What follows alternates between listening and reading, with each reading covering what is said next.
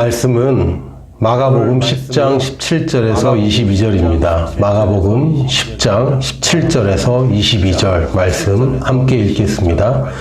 예수께서 길에 나가실새 한 사람이 달려와서 꿇어 앉아 묻자오되 선한 선생님이여 내가 무엇을 하여야 영생을 얻으리이까? 예수께서 이르시되 내가 어찌하여 나를 선하다 일컫느냐? 하나님 한 분 외에는 선한 이가 없느니라.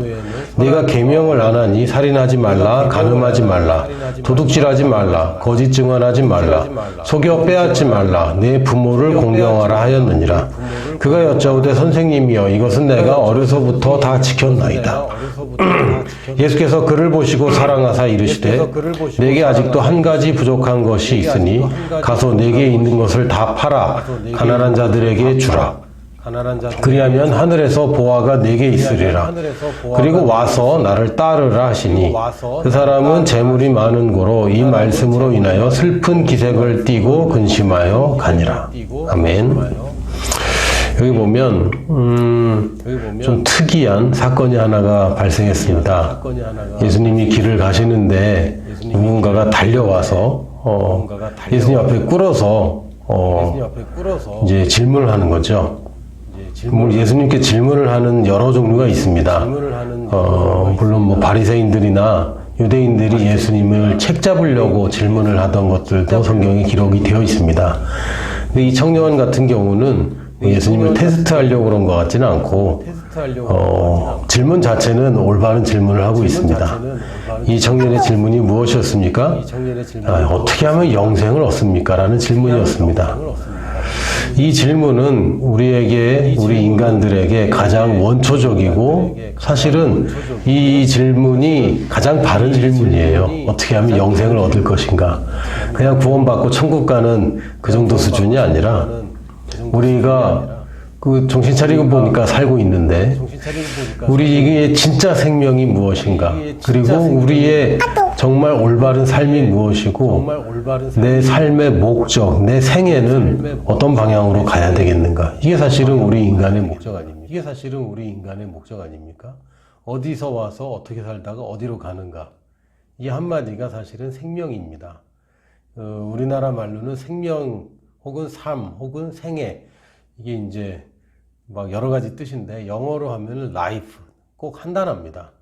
life라는 한 단어가 생명이기도 하고 우리의 삶이기도 하고 우리 평생 생애이기도 하죠. 어디서 와서 생명이죠. 어떻게 살다가 삶이고 어디로 가는가 우리 생의 종착점 생애를 얘기합니다. 이것이 인간의 가장 원초적인 질문이고 이건 올바른 질문이라고 할 수 있습니다.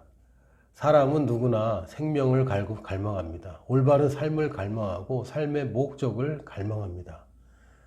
특히 이 청년이 물론 이제 아람말로 했을 가능성이 큰데 헬라어로는 어떻게 번역되어 있냐면 영원한 조회 이렇게 이제 써 있어요. 영원한 조회 생명을 어떻게 하면 얻습니까? 라고 가장 올바른 질문을 했습니다. 모든 사람의 갈망인데 이 갈망의 핵심을 이 청년이 간파하고 이 질문을 했습니다.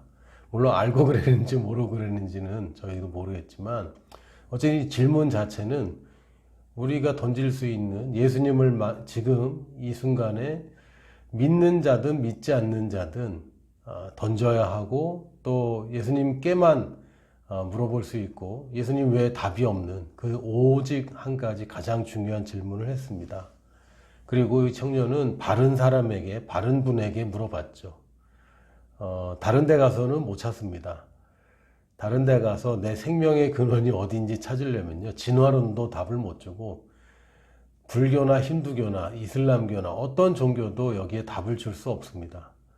내 생명이 어디서 왔는가? 내 생명의 의미는 무엇이고 내 생명은 어떤 삶으로 나타나는가? 그리고 이 결과는 무엇인가에 대한 답은 사실은 오직 내 생명을 시작하시고 만물을 창조하신 하나님께만 물을 수 있고 하나님께만 기대할 수 있는 질문입니다. 그리고 예수님께서는 그 대답을 그냥 말씀에서 찾으라고 하셨어요. 당시의 말씀은 율법밖에 없었죠. 당시 기록된 마가복음이긴 하지만 이 당시에는 아직 신약 성경이 기록되기 전이었고 이들이 갖고 있는 모든 성경은 구약 성경만 있었습니다. 즉 율법 시대였죠. 예수님이 이 땅에 오셨지만 시대는 여전히 율법 시대라고 봐도 틀리지 않습니다. 예수님은 말씀에서 답을 찾으라고 하셨어요. 이것은 여전히 유효합니다. 지금도 많은 사람들이 하나님께 자꾸 질문을 던져요. 근데 말씀에서 답을 찾지 않는다면 하나님께서 답 찾기 어려울 겁니다. 하나님이 내 꿈에 나타나서 말해달라고 하고, 하나님 내 귀에 들리게 좀 말 좀 해달라고 그러고, 도대체 어떻게 하면 좋겠는지 자꾸 갈망하는데, 사실은 예수님의 첫 번째 대답은 계명에 써 있잖아 라는 것이었어요. 말씀에서 찾는 것입니다. 하나님께 찾는다는 것은 말씀에서 찾는다는 것이고, 사실상 우리가 지금 겪는 문제들, 사실은 그 해 아래 새 문제가 없습니다. 저희는 지금 새로운 시대를 살고 있어요. 그러나 근본적인 것은 과거에도 있었고 지금 존재하고 앞으로도 똑같이 있을 겁니다. 해답은 말씀에 있습니다. 이 말씀 중에 어떤 말씀이 나에게 맞는지는 이제 말씀이 너무 방대하기도 하고, 여기선 이렇게 얘기하고 어떤 데서 또 저렇게 얘기하는 것 같고, 이게 이제 헷갈릴 뿐이지, 어찌든 간에 하나님의 말씀에 답이 있습니다. 바른 질문을 던지고 싶다면, 그리고 바른 질문에는 말씀이 답입니다. 바르지 않은 질문에는 말씀이 답이 안 돼요. 질문이 틀리면 말씀이 답이 안 됩니다. 답이 없다라고 표현을 하긴 했는데, 답이 없는 게 아니라 답이 안 들립니다. 질문이 잘못되면 답이 아닌 거죠. 많은 사람들이 주님께 나와서 바라는 바가 두려움이나 욕심 때문에 자꾸 매달립니다. 주님께서 분명히 무엇이든지 원하는 대로 구하라고 하셨지만 그 앞에 뭐가 있습니까? 너희가 내 안에 있고 내 말이 너희 안에 거하면, 이렇게 되어 있죠. 이 제대로 된 질문, 제대로 내가 바른 위치에서 또 말씀에 기반하지 않은 질문을 가지고 주님께 나오면 많이 실망하실 겁니다. 물론 주님이 이렇게 얘기하실 거예요. 내가 두려움 때문에 지금 주님께 뭔가를 요청하거나 막 그 질문을 던지고 있다면 주님은 내 두려움에 대해서 먼저 얘기하실 겁니다. 내 욕심으로 지금 동기부여가 되어 있다면 주님이 먼저 욕심에 대해서 얘기하실 거예요. 그런데 그것은 우리가 원하는 답이 아닌 거죠. 바른 질문을 던졌을지 몰라도 우리의 태도가 잘못되면 못 들을 수도 있습니다. 하물며 질문 자체가 잘못되면 바른 답을 말씀하시는 바른 답, 우리가 원하는 바른 답이 아니라 하나님이 말씀하신 바른 답에 우리가 귀 기울이기가 어렵습니다. 그래서 이 청년은 일단은 질문을 바로 하는 것만큼은 성공했던 것 같습니다. 그 숨은 동기나 혹은 의도는 어쨌든 간에 나중에 보니까 이제 드러나긴 하지만, 일단 질문 자체는 올바릅니다.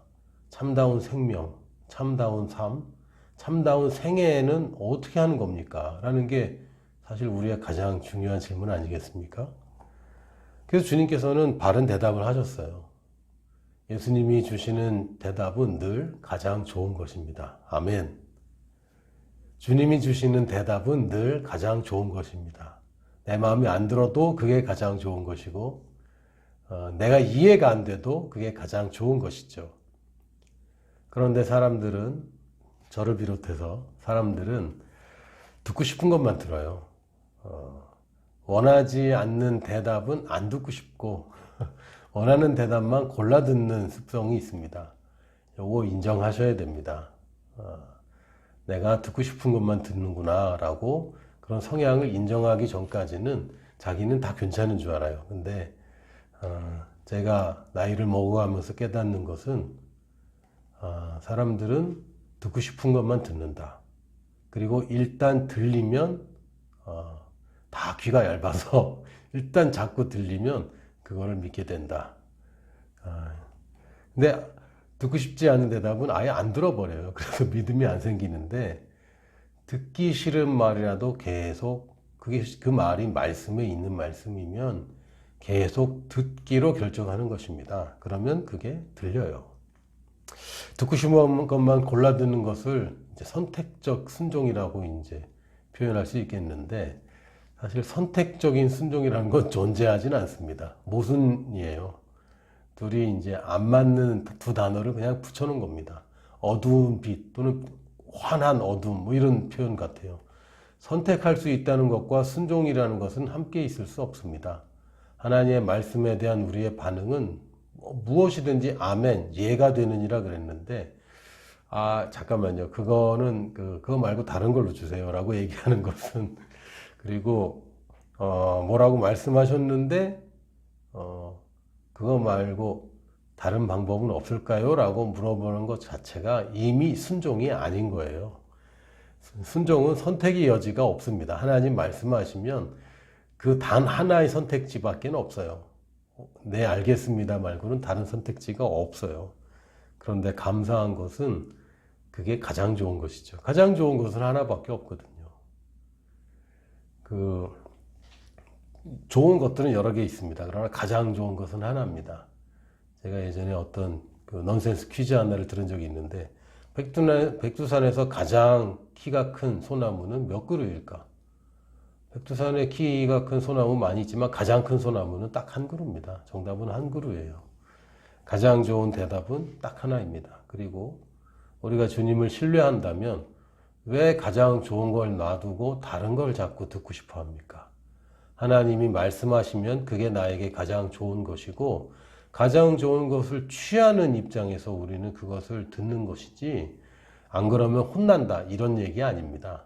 우리가 주님께 기꺼이 순종할 수 있는 것은 신뢰하기 때문이고, 신뢰할 때 하나님이 한 번도 실망시키지 않습니다. 그래서 우리는 하나님이 나한테 화낼까봐, 하나님한테 혼날까봐 어쩔 수 없이 순종하는 그림이 아니라, 나는 가장 좋은 것을 선택하고 하나님이 말씀하시면 난 그게 가장 좋은 거라고 믿는 거예요. 이 마가복음 저희가 22절까지 읽었지만 그 다음에 나오는 얘기가 부자는 천국에 못 들어간다 이런 얘기를 하시고, 사람들이 그럼 누가 천국에 들어가냐? 그때 주님이 사람은 안 되지만 하나님은 다 하신다라고 얘기하십니다. 그리고 나서 베드로가 주님 보세요. 저희들 다 버리고 왔잖아요. 라고 동기가 뻔한 베드로가 또 그런 얘기를 하는데, 그때 주님께서 뭐라고 그러시냐면, 나와 복음을 위해서 다 버린 자들은 더 큰 복을 받는다. 이 땅에서도 받고 내세에서도 받는다. 이렇게 말씀하십니다. 누가복음 18장에 보면 똑같은 얘기인데 조금 다르게 표현되어 있어요. 누가복음 18장 29절에서 30절을 보면, 이르시되 내가 진실로 너희에게 이르노니 하나님의 나라를 위하여 집이나 아내나 형제나 부모나 자녀를 버린 자는 현세의 여러 배를 받고 내세의 영생을 받지 못할 자가 없느니라 하시니라. 이게 올바른 대답입니다. 근데 뭐라고 하셨어요? 현세의 여러 배를 받고. 네가 지금 버린다고 버리는 것 같지만 너는 더 받는 거야. 이게 이 주님이 주신 대답이에요. 어떻게 하면 영생을 받습니까? 영생보다 덜 중요한 것들을 버려라. 그러면 주와 복음을 위해서 뭔가를 버리면 그거 네가 버리지만 더 좋은 거, 가장 좋은 걸 받고 내세에서도 영생을 받게 된다라고 말씀하셨어요. 우리가 읽었던 본문 마가복음 10장에서도 30절을 보면 여러 배라고 누가복음 되어 있지만 마가복음은 100배라고 아주 숫자까지 써 있습니다. 주와 복음을 위해서 내려놔라. 그러면 그걸 100배로 받게 된다라고 약속하셨어요. 근데 그걸 잘 못 믿고 그걸 내려놓으면 내가 더 좋은 것을 갖게 된다는 것을 잘 몰라서, 주님께서 뭔가 한 가지 부족한 것이 있다 그러면 조심하죠. 어떡하지? 어떡하지? 큰일 났는데? 이런 생각이 먼저 드는 거예요. 이게 잘못된 반응입니다. 한 가지 부족한 것이 내게 있다라고 예수님께서 그 청년에게 말씀하셨어요. 어떻게 사람이 한 가지만 부족하겠습니까? 완벽한 사람이 없는데 딱 한 가지 채우면 완벽해진다. 그런 게 아니라 지금 그 청년에게, 지금 그 사람에게 한 번에 한 가지씩 각자의 수준에서, 각자의 단계에서 필요한 것들이 있었습니다. 이 청년은 어떻게 했죠? 주님의 계명을 잘 지켜라. 당신은 뭐 복음이 없으니까 아직 완성되기 전이고 예수님 십자가와 부활 전이기 때문에 이들에게 있는 복음은 율법의 완전성밖에 없습니다. 그래서 율법이 완전하니까 거기에 다 있다, 답이 다 있다 라고 말씀하실 때 이 청년이 자기는 어려서부터 이걸 다 지킵니다라고 얘기했어요. 근데 예수님이 그걸 맞다, 틀리다라고 얘기를 안 하세요, 또. 이게 가능한 얘기입니까? 완벽하게 지켰다는 것은 불가능한 얘기입니다. 그래서 이 당대의 의인이다. 노아는 당대의 의인이다. 라는 성경의 구약의 표현이 있는데, 진짜 하나님 앞에서 하나님의 의를 만족시킬 만한 의인이란 얘기가 아니라 그들 수준에서 의롭다고 할 만큼 그들 수준에서 그 사람들 사이에서 의롭다라고 인정을 받았다라는 뜻이지, 우리가 어느 누구도 의인은 없나니 하나도 없다, 다 죄인이다 할 때 그 의인 얘기하는 건 아니죠. 여기서도 이 청년이 다 지켰다라고 얘기하는 것은 진짜 말 그대로 한 번도 어긴 적이 없다. 그러면 이 사람은 벌써 영생을 살고 있는 거네요. 그건 아니고, 그러니까 이 당시에 유대인들이 요구하는 바를, 율법을, 이 겉으로 나오는 행위를 자기는 잘 지켜왔다라고 스스로 자부하고 있었습니다. 근데 예수님께서 뭐라 하셨냐면, 그를 보고 사랑하사. 예수님이 그 청년을 사랑하셨어요. 그게 글쎄요, 사랑하셨다는 게 불쌍하지만 측은히 여기셨다는 표현일지도 모르겠고, 어쨌든 좋게 보셨습니다. 이 청년이 참 선하게 살려고 애쓰는데, 그 청년을 볼 때 사랑하는 마음에서 한 가지 부족한 걸 얘기하셨어요. 지금 여기 걸려 있는 거. 참 잘하고 있는데, 요거 한 가지가 지금 성장을 가로막고 있는 게 뭐였습니까? 돈을 사랑하는 것. 혹은 지금 보니까 뭐 욕심을 냈다기보다는 두려워하고 있었죠. 돈을 의지하고 있었던, 자기의 재산을 아까워하는 것, 거기에 잡혀 있었던 것을 발견할 수 있게 됩니다. 예수님께서 우리에게 한 가지 부족한 것이 있다라고 얘기하실 때는 우리 혼내려고, 우리 지적하려고 넌 그게 문제야 라고 말씀하시는 것이 아니라 사랑하기 때문에 말씀하시는 거예요. 하나님이 진짜 사랑으로 얘기하는 겁니다. 우리 사실 많이 속았잖아요. 부모님께도 속았고 친구들에게도 속았죠. 야, 다 이건 다 너를 위해서 얘기하는 거야 라는 잔소리와 불필요한 조언들, 정죄들 우리 많이 들어왔는데 이건 다 가짜들이고, 진짜 사랑해서 말씀하시는 예수님의 말씀은 진짜입니다. 한 가지 부족한 게 있다. 네가 잘하고 있어. 예수님 정죄 안 하십니다. 정죄 안 하시고 넌 이것 때문에 안 돼가 아니라 한 가지 부족한 게 있다. 사랑으로 말씀하시는데, 레마는 우리에게 도전이 되죠. 왜냐하면 레마는 행동을 요구합니다. 지식이 아니라 행동을 요구합니다. 오늘 내게 주신 하나님의 말씀은 결단을 요구하고 행동을 요구합니다. 그래서 우리는 도전처럼 느껴져요. 왜냐하면 반응을 요구하기 때문에. 들었는데 못 들은 척한다. 이거 아니죠. 그리고 들었는데 안 한다. 안 되죠. 레마는 우리의 반응을 요구합니다. 주님이 말씀하시면 우리 주님의 말씀 듣고 싶다고 하는데 들으면 우리는 반응해야 됩니다. 결단하고 그렇게 해야 돼요. 그래서 말씀을 안 듣고 싶어하는 사람들도 있죠. 근데 그렇게 되면 좋은 거 놓치는 겁니다. 물론 하나님의 말씀이 늘 우리에게 한 가지 부족한 게 있다, 막 이렇게 도전적이지만은 않습니다. 위로하시고 사랑을 표현해 주시기도 해요. 걱정하지 마세요, 여러분.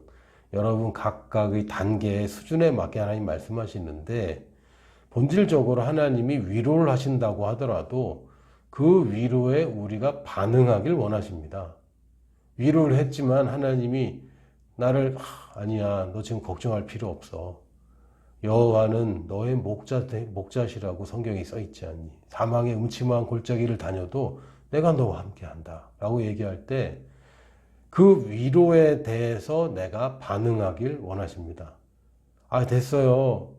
이러면 이제 곤란한 거고, 주님이 야, 내가 너와 함께한다. 함께 하는데 이 모양이에요. 뭐 이런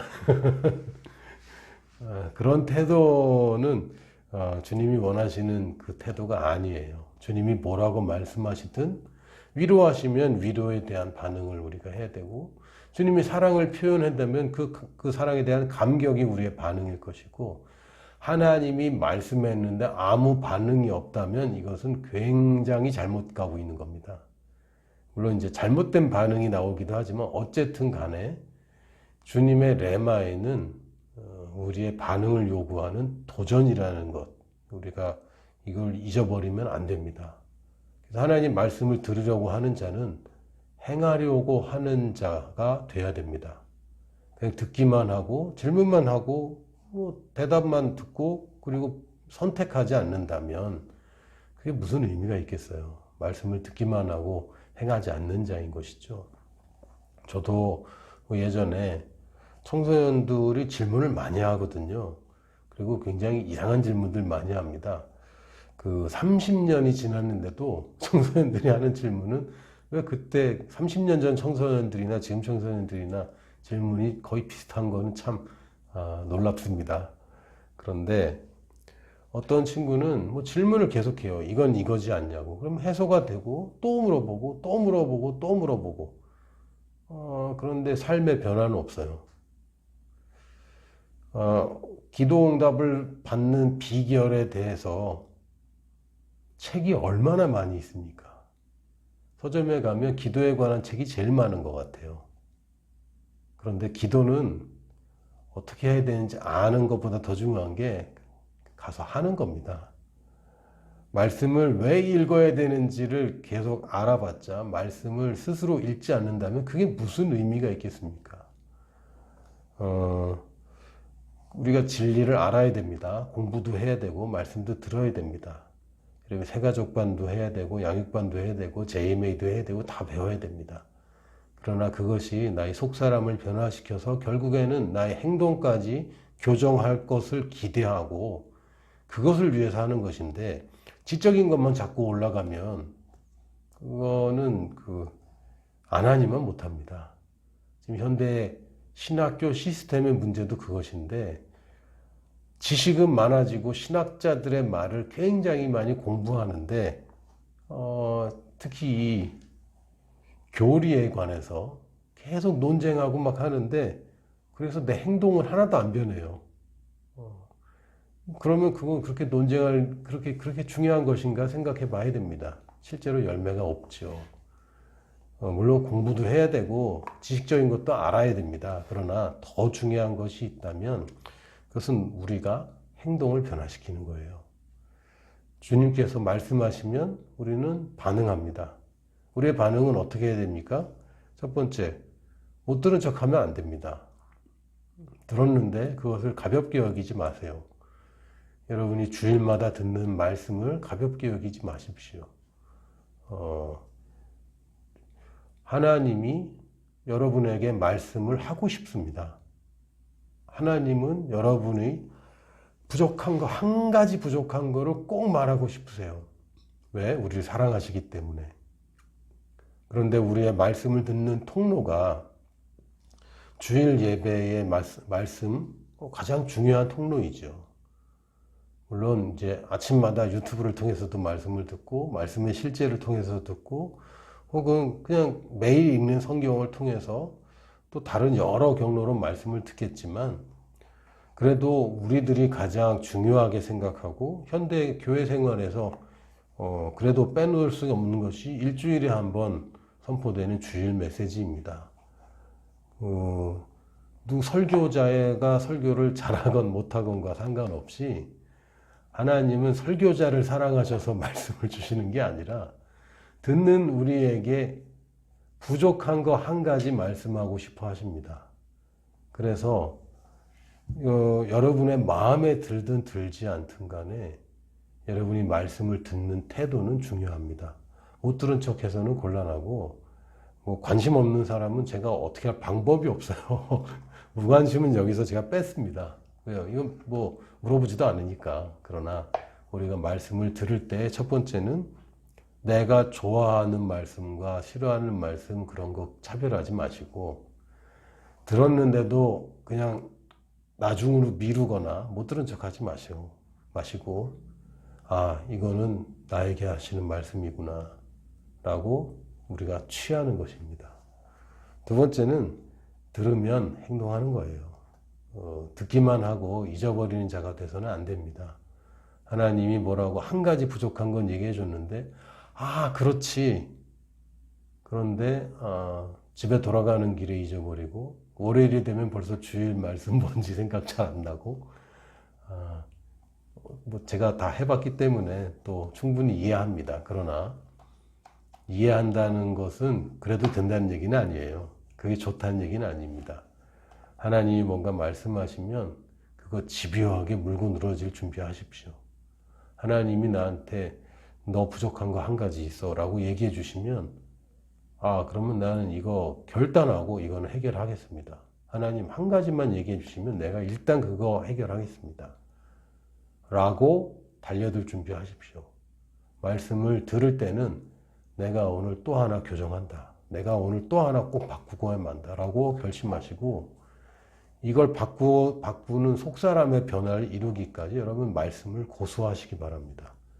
이거를 놓치면 안 돼요. 붙잡고 절대 양보하지 마시고 이 말씀 한 구절이라도 꼭 붙잡고 늘어주셔서 꼭 행동까지 여러분이 옮기셔야 됩니다. 그리고 마지막으로 이거는 지혜에 관한 것인데 너무 조급하게 여러분들 한 번에 모든 걸 다 바꿀 생각하지 마세요. 주님도 한 가지 부족한 것이라고 했습니다. 실제로 한 가지만 부족했겠습니까? 아니죠. 그러나 가장 중요한 거 그리고 지금 이 단계에서 이 시점에서 가장 중요한 거 한 가지 말씀하실 때 여러분이 원치 않는 대답이라도 여러분이 조급하게 서둘러서 이것도 고치고 저것도 고치고 너무 그렇게 하지 마세요.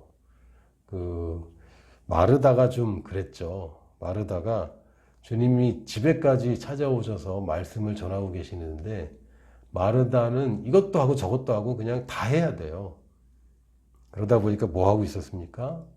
그냥 뭐 밥 혼자 하느라고 그냥 분주해갖고 그때 사다 먹어도 되는데 그냥 조촐하게 먹어도 되는데 뭔가 열심히 있긴 있는데 너무 분주한 거예요. 그래서 마르다가 잘못했다고 혼내지 않으셨습니다. 주님이 뭐라고 말씀하셨냐면 누가복음 10장 41절에 42절에 보니까 주께서 대답하여 이르시되 마르다야 마르다야 내가 많은 일로 염려하고 근심하나 몇 가지만 하든지 혹은 한 가지만이라도 족하니라. 한 가지만 해도 족합니다. 한 가지만 집중해서 하면 주님이 잘한다 그러시지 어이 잘했다 그러시지 너 왜 한 가지만 했냐 이렇게 말씀하시지 않으세요.